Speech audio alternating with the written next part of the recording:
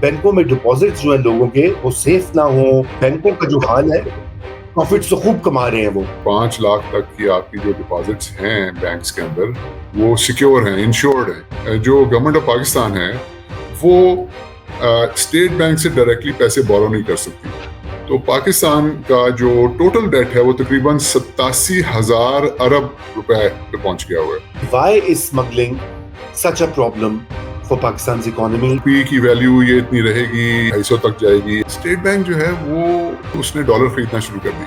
Right. अगर state bank dollar खरीदना छोड़ दे तो ये गालबन फौरन 250 पे आ जाएगा। वक्ती तौर पे तो आपकी डंडा चल जाता है, लेकिन ये लॉन्ग टर्म में डंडे के अलावा कुछ पॉलिसी चेंजेस और शिफ्ट्स भी जरूरी होती हैं। Let's provide the tourism infrastructure. Let us not destroy our tourism potential. जी, अस्सलाम वालेकुम।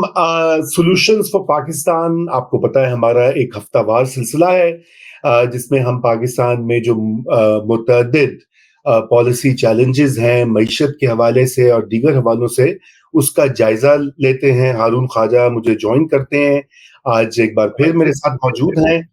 वेलकम बैक हारून साहब। आज हम बात करेंगे, अगरचे कि आपको पता है पाकिस्तान के मसाइल तो अनगिनत हैं और हर हफ्ते और हर रोज उनमें यूं ही लगता है कि इजाफा हो रहा है, लेकिन अभी जो एक बहुत बड़ा चैलेंज दरपेश है पाकिस्तान में, हमने देखा है लोग बड़े उसमें परेशान भी रहे हैं, वो बैंकों में डिपॉजिट्स जो हैं लोगों के, उसके बारे में ये इतलात आई कि शायद वो सेफ ना हो, शायद उनकी एक लिमिट हो और ये बैंकिंग इंडस्ट्री वैसे भी क्राइसिस की तरफ जा रही। तो कुछ हम इस पे बात करेंगे। दूसरा, आपको पता है कि एक बड़ा इफेक्टिव कम से कम शॉर्ट टर्म क्रैकडाउन तो जारी है करेंसी स्मगलिंग और दीगर ऑयल स्मगलिंग के ऊपर, अफगानिस्तान पाकिस्तान बॉर्डर और ईरान पाकिस्तान बॉर्डर दोनों के ऊपर।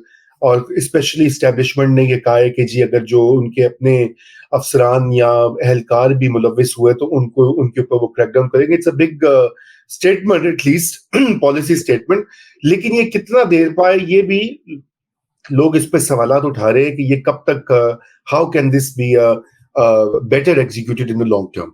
लेकिन बैंकिंग सेक्टर से स्टार्ट करते हैं। बैंकों का जो हाल है, प्रॉफिट्स तो खूब कमा रहे हैं वो, लेकिन ये कि क्या वो सरमाया जो लोगों का डिपॉजिट है, उनकी लाइफ लॉन्ग सेविंग्स होती हैं, जमाशुदा पूंजी होती है, तो क्या वो महफूज रहेगी? ये वाला इस पर एक सवाल बहुत से लोग पूछ रहे हैं। तो ख्वाजा साहब, आप थोड़ा सा बैंकिंग सेक्टर का ओवरव्यू भी दें और साथ में इस क्राइसिस के ऊपर भी थोड़ा सा हमें बताएं। थैंक यू रजा। देखिए, जो ये टॉपिक है, ऑब्वियसली लोगों की कमाई और उनकी डिपॉजिट्स बैंक्स के अंदर पड़ी हैं, और एक स्टेटमेंट आई पिछले हफ्ते, एक डेप्यूटी गवर्नर हैं स्टेट बैंक के, विदाउट टेकिंग नेम्स, उन्होंने, I have no idea for what reason, उनके जहन में तो ये होगा कि लोगों को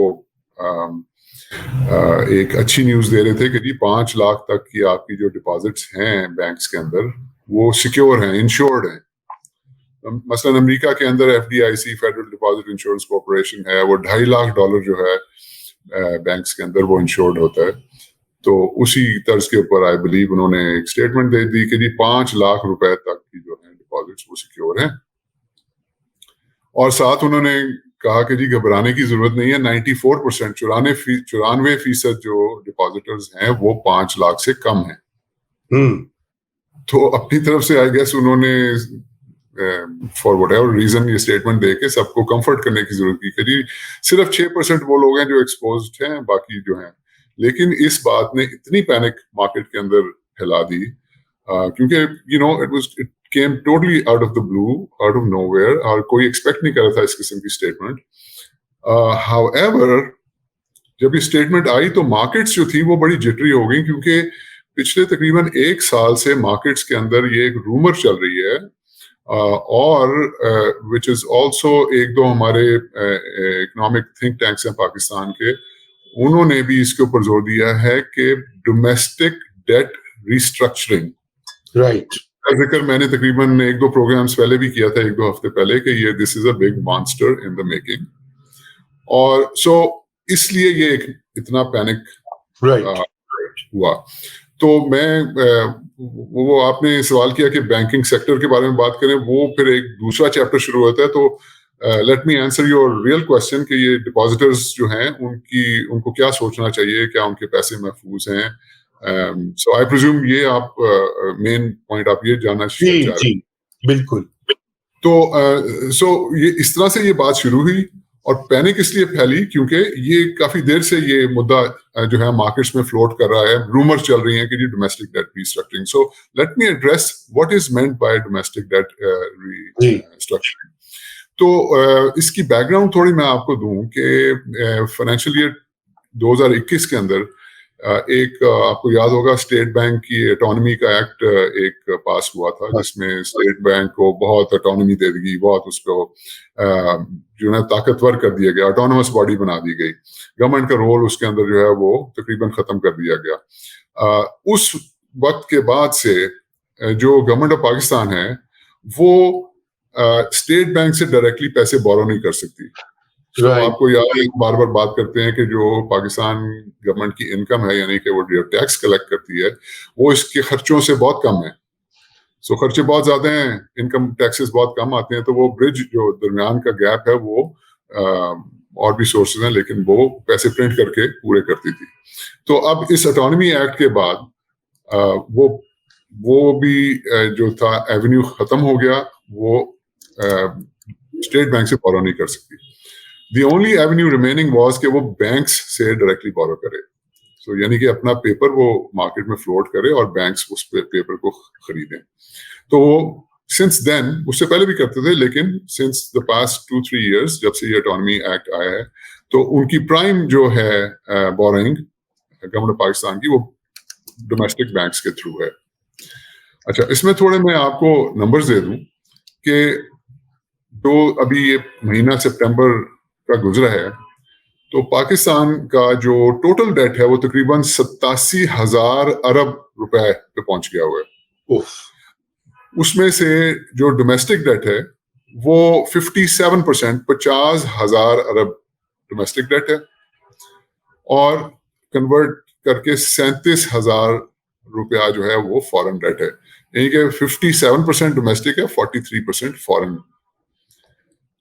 یہ تو چلے نمبرز ہو گئے, لیکن جو خطرناک بات یہ ہے وہ ہے کہ گورنمنٹ آف پاکستان پچھلے 1 سال سے زیادہ سے دن کا تقریباً 40 ارب روپیہ بورو کر رہی ہے ان بینکس سے. ہر روز 40 ارب روپیہ گورنمنٹ آف پاکستان بورو کرتی ہے, کیونکہ اس کے پاس اس کے خرچے بہت زیادہ ہیں, اس کی انکم بہت کم ہے.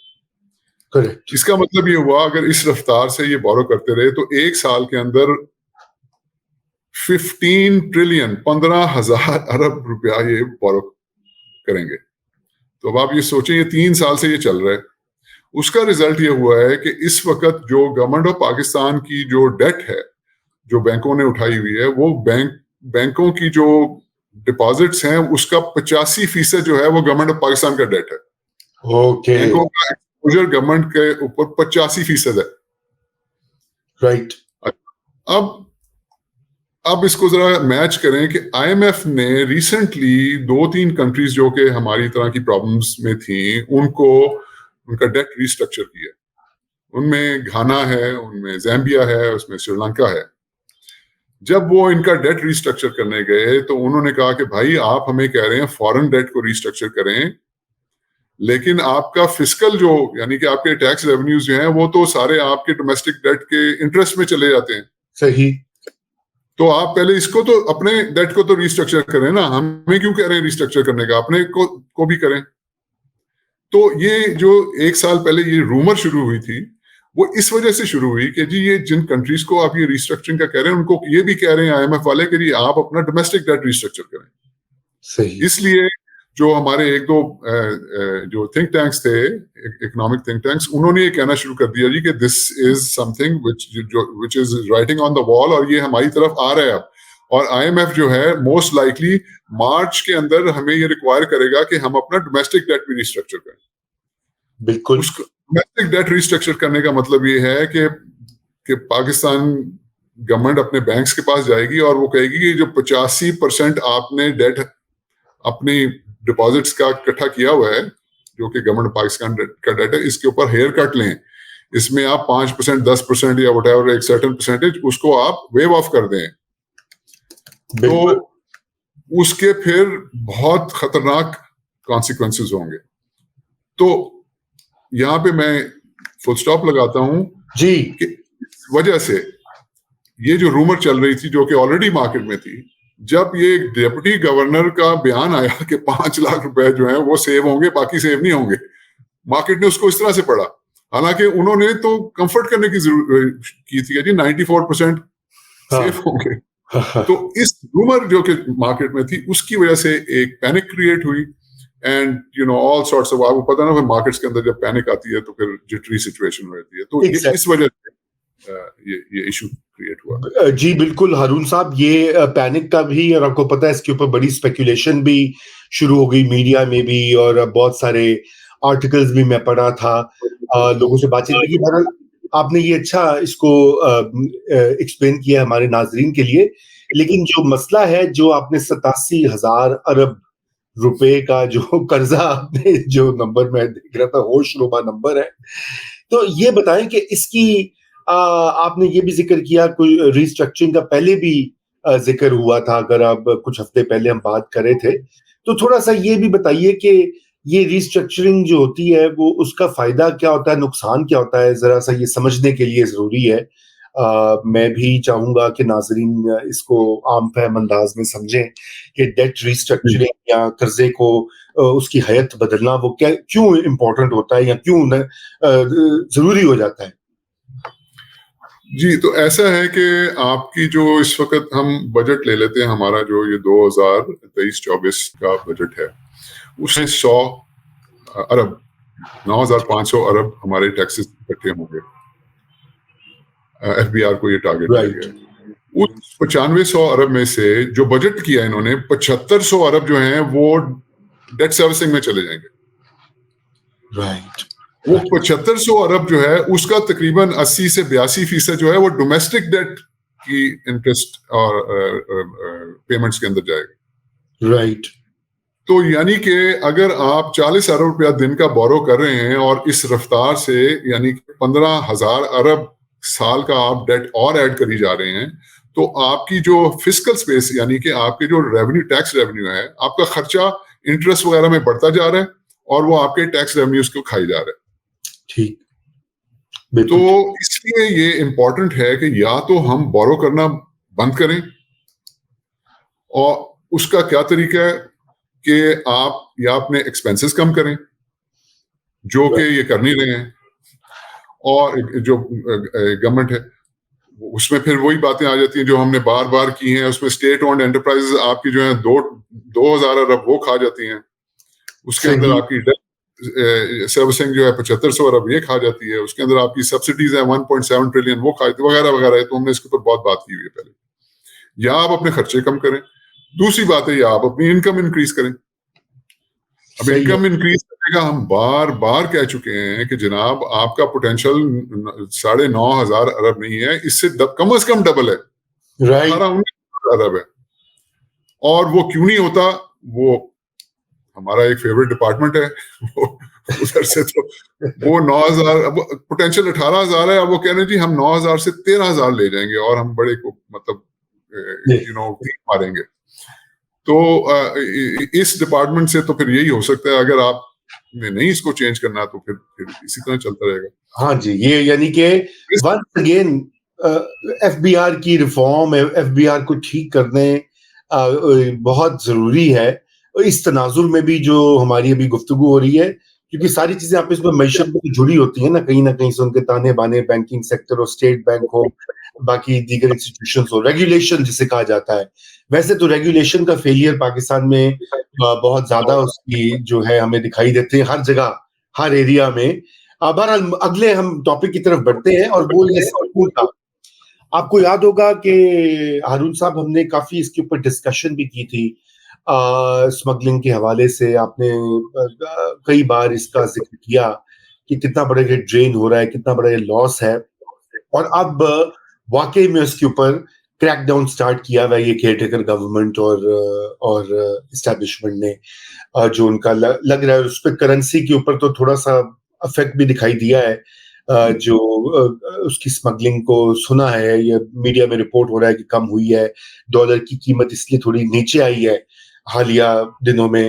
تو اور دوسری طرف وہ بارڈرز کا میں نے ذکر کیا تھا انٹروڈکشن میں بھی. لیکن بات یہ کہ ایک دیر پا بنیادوں کے اوپر دیکھیں نا, ابھی تو حرکت میں آئے ہوئے نا, تو بس وہ سب کو ڈنڈا مل رہا ہے, ڈیڈ لائنز مل رہی ہیں, لیکن ایک ریگولر دیر پا یہ کتنا ثابت ہوگا, پہلی تو یہ میرا بڑا سوال ہے. لیکن اس سوال سے پہلے تھوڑا سا ریکیپ کر لیتے ہیں کہ why is smuggling such a problem for Pakistan's economy and economic prospects.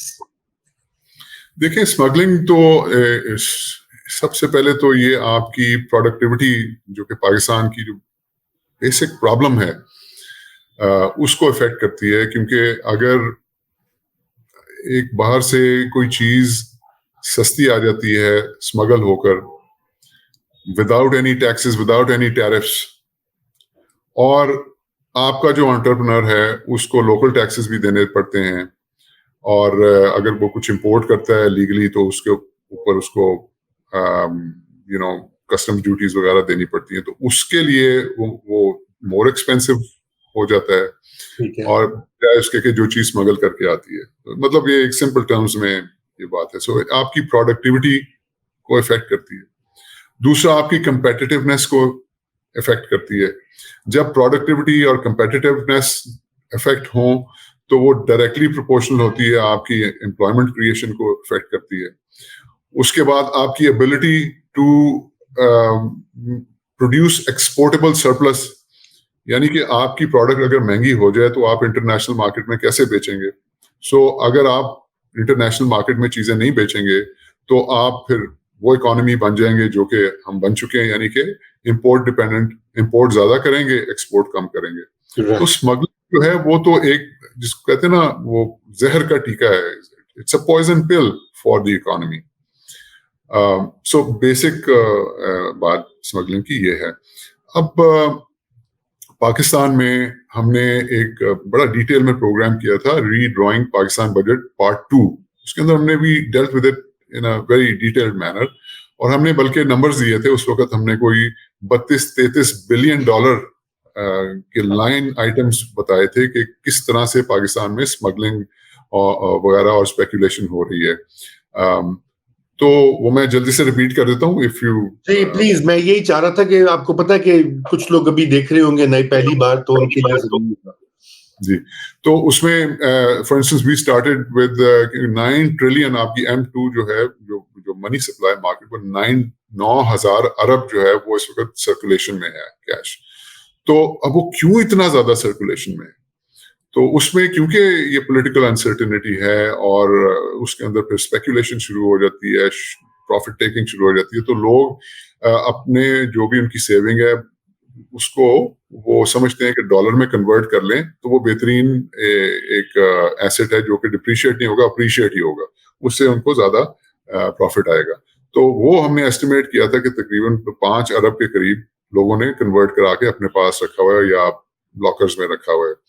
پھر ہم نے بہت بات کی اور اس کے اوپر لکھا بھی کہ ایران سے جو ہے وہ 150 ملین لیٹرز پر منتھ, جو کہ تقریباً 9.5 لاکھ بیرل بن جاتا ہے سال کا, وہ تقریباً $1 بلین کا تخمینہ جو ہے وہ آئل اسمگل ہوتا ہے.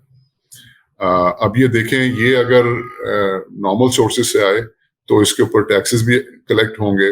اس جو اسمگلنگ کے تھرو آ رہا ہے وہ بھی کوئی روپیز میں تو نہیں آ رہا, اس کے بھی ڈالرز دیے جاتے ہیں, لیکن وہ ہنڈی حوالہ مارکیٹ سے دیے جاتے ہیں, جس سے ڈالر کے اوپر ایک آفیشلی ان ریکگنائزڈ پریشر پڑتا ہے. رائٹ. تو یہ آپ کے ایکسچینج ریٹ کے اوپر بہت نیگیٹو, آپ کے روپی کی ویلیو کے اوپر نیگیٹو افیکٹ ہوتا ہے.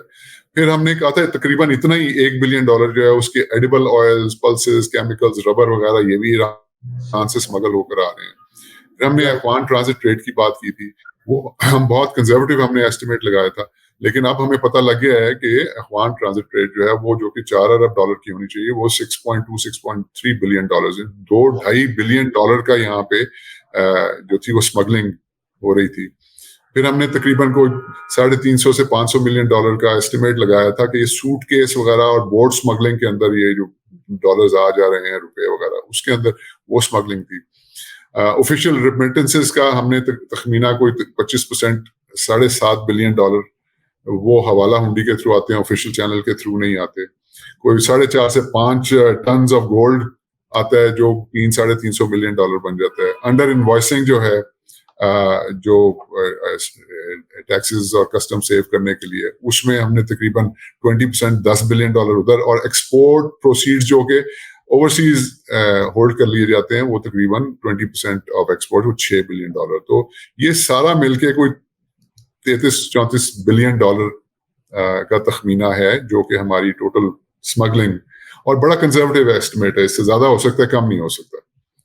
رائٹ, بالکل. یہ جو اہم اور ورنگ جو ہے چیز وہ $2-2.5 ارب کی زائد جو اسمگلنگ ہوتی ہے, اور اس کے جو پھر ظاہری بات ہے مثمرات ہوتے ہیں اس میں ایک کرنسی تو ایک اینگل ہے, بلکہ اس میں بہت کچھ, مثلا ویٹ کی شارٹیج جو ہے اس کا بھی ذکر بارہا کیا جا رہا ہے. جی, فوڈ آئٹم, جی ویٹ بھی ہے, شوگر بھی ہے, تو اس سے ہمارے یہاں شارٹیج ہو جاتی ہے, اس کی پرائسز بڑھنا شروع ہو جاتی ہے. تو سو دا پوائنٹ رضا از کہ یہ اچھی بات ہے ڈنڈا وغیرہ, یہ تو بڑی دیر سے ضرورت تھی اس کو کرنے کی. لیکن میں ایک دو چیزیں اور آپ کی اجازت سے کپل آف کلیریفیکیشنز میں دے دوں. دیکھیں, مجھ سے بار لوگ پوچھتے ہیں روپی کی ویلیو یہ اتنی رہے گی, یہ 250 تک جائے گی یا واپس آ جائے گا اینڈ آل دیٹ. سو میں 2-3 دفعہ ایکسپلین کیا, تھوڑا اور میں ایکسپلین کر دیتا ہوں کہ اگین آج 1 جنوری ہے اور امریکہ کے اندر 3% انفلیشن ہے, پاکستان میں 30% انفلیشن ہے. تو 31 دسمبر کو امریکہ کی ویلیو جو ہے کرنسی کو 3% کم ہوئی ہے, پاکستان کی 30% کم ہوئی ہے. تو یہ پاسبل نہیں ہے کہ 1 سال کے بعد دونوں کرنسیز کا موازنہ ہو سکے. یہ 27% کا فرق رہے گا. رائٹ, اس وقت پاکستان کی انفلیشن 30% ہے, امریکہ میں 3% ہے. تو 27, یہ ایک اکنامک تھیوری ہے, اس کا ڈنڈے سے کوئی تعلق نہیں. آپ ڈنڈے سے اس ڈفرنس کو نہیں مٹا سکتے. اگر آپ نے ڈفرنس کم کرنا ہے تو آپ کو انفلیشن نیچے لانی پڑے گی. وہ کس طرح لانی ہے وہ ایک علیحدہ سبجیکٹ ہے. سو یہ تو رہے گا. اب اس 27% کے اوپر آپ اسمگلنگ بھی ڈال دیں, اس کے اوپر آپ اسپیکولیشن بھی ڈال دیں, اس کے اوپر آپ ایران آئل بھی ڈال دیں, افغان ٹریڈ بھی ڈال دیں, گولڈ وغیرہ بھی ڈال دیں, بورڈ اسمگلنگ بھی ڈال دیں, یہ سارا کچھ ڈال دیں آپ, تو وہ 27% کا ڈفرنس جو ہے وہ 50% ہو جاتا ہے. اب ڈنڈے سے آپ یہ جو 23% ایڈ کیا ہے آپ نے, یہ ڈنڈے سے کنٹرول ہو سکتا ہے. آپ بہت زیادہ کر کے اس کو زیرو بھی کر دیں, لیکن وہ 27% جو ہے وہ پھر بھی رہے گا جو کہ انفلیشن کا ڈفرنس ہے. Therefore آپ کا جو 1.5 سال پہلے آئی بلیو اپریل کے اندر کوئی 170 کے قریب روپیہ جب تھا, تو وہ 1.5 سال کے اندر وہ 310 پہ پہنچ گیا تھا. لیکن اگر وہ 27% یعنی کہ جو ریئل انفلیشنری ڈفرنس ہوتا تو وہ تقریباً 240 کے قریب ہونا چاہیے تھا. سو وہ 240 250 جیسے کہ RER جو ریئل افیکٹو ایکسچینج ریٹ ہے وہ کہتا ہے کہ جی روپے کی ایکچوئل ویلیو 250 ہے. تو باقی جو تھا وہ سلیک تھا, یہ اسمگلنگ وغیرہ, اسپیکولیشن وغیرہ, جو کہ یہ ڈنڈا اچھا کر رہے ہیں استعمال کر کے نیچے لا رہے ہیں. But I want to question people کہ اگر آج روپے کی ویلیو 250 ہے تو 1 سال کے بعد وہ 27% کم ہوگی because of the inflation difference. And one more final point Raza, آپ نے نوٹ کیا ہوگا کہ ریڑھ جو ہے وہ کہہ رہے 250 ہے, لیکن وہ اس وقت 280 کے قریب 284 کے قریب ہے, اور ہر روز $1.40, $1.20, $1.35, تو وہ ہر روز اتنا کم ہو رہا ہے. اچھا آپ نے نوٹ کیے کہ یار یہ روپی اتنا انٹیلیجنٹ ہو گیا کہ وہ یہ $1.40, $1.20, مطلب یہ $4 کیوں نہیں کم ہو جاتا, یا 2 دن رک کیوں نہیں جاتا. تو اچھا اس کی وجہ یہ ہے کہ اسٹیٹ بینک جو ہے وہ غالباً اس نے ڈالر خریدنا شروع کر دی. اگر اسٹیٹ بینک ڈالر خریدنا چھوڑ دے تو یہ غالباً فوراً 250 پہ آ جائے گا چند دنوں میں. لیکن they are using this time to print money or to borrow money and buy dollars. تو یہ ایک I mean یہ بھی ایک this is a form of a market distortion کہ آپ ڈالرز اس طرح سے خرید رہے ہیں اور یہی لوگ کہہ رہے ہیں بلڈ کر رہے ہیں. تو وہ بہرحال اب وہ ٹاپک نہیں ہے. تو نہیں، معاشیات کے دیکھیں نا، معاشیات کے اصول جو ہیں ہارون صاحب وہ پھر افیکٹ ہوتے ہیں نا. ظاہری بات ہے کہ جیسے آپ نے لفظ کیا ڈسٹورشن، یا کچھ لوگ اس کو مینیپولیشن بھی کہتے ہیں کہ وہ اب مارکیٹ میں یہ چکر بازی کر رہے تاکہ نیچے آئے. بہرحال یہ ہے کہ دیر پا بنیادوں کے اوپر ناظرین اس سیگمنٹ کا مقصد یہ تھا کہ ہم یہ بھی یاد کروائیں اپنے پالیسی میکرز کو، اور آپ کی بھی معلومات ہوں کہ یہ دیر پا بنیادوں کے اوپر آپ کو اسمگلنگ کو روکنے کے لیے بہت سے اقدامات کی ضرورت ہوتی ہے. وقتی طور پہ تو آپ یہ ڈنڈا چل جاتا ہے، لیکن یہ لانگ ٹرم میں ڈنڈے کے علاوہ کچھ پالیسی چینجز اور شفٹس بھی ضروری ہوتی ہیں. تو ہارون صاحب یہ بہت ضروری تھا، ضروری آئے گا. دیکھیں جی، جہاں پہ کرائم ہے لا انفورسمنٹ تو ہونی چاہیے. ہمارے ہاں تو سب سے بڑا پرابلم یہ ہے، اس پہ ہم بات بھی کریں گے، لا اینڈ آرڈر والا ہمارا ایک پروگرام پینڈنگ ہے آنے والے ہفتوں میں.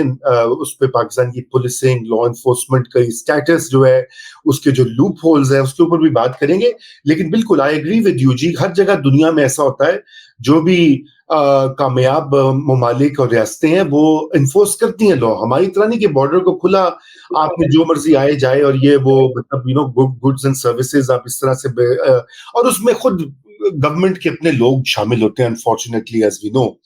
تو ہاؤس کلیننگ ضروری ہوتی ہے. اچھا، تو خواجہ صاحب وقت نکلے جا رہا ہے، لیکن میں چاہتا ہوں کہ ہمیں موقع مل جائے گا کہ ایک تھوڑا سا آج ان دونوں موضوعات سے، یہ ذرا کرنٹ قسم کے موضوعات تھے، لیکن ایک تیسرا میں نے سوچا تھا کہ چونکہ ہمیں بہت سارے کامنٹس بھی آ رہے تھے یوٹیوب کے اوپر اور دیگر جگہوں کے اوپر، اور وہ پاکستان میں ٹورزم کے پوٹینشیل کے حوالے سے بہت اس پہ بات بھی کہی گئی ہے. پہلے آپ کو یاد ہوگا پچھلی جو گورنمنٹ تھی، پچھلی سے پچھلی عمران خان صاحب کی، وہاں پہ ٹورزم کی بڑی بہت اعلانات ہوتے تھے اور بہت پالیسی، کچھ کام بھی ہوا. خیبر پختونخوا میں انہوں نے اپ گریڈ کیا فیسلٹیز کو، لیکن اس کے لیے بھی ظاہری بات ہے ایک بڑی مربوط قسم کی پالیسی چاہیے. اور آپ کا تو ہاسپٹیلٹی سیکٹر سے بھی ہے امنگ ادر تھنگس.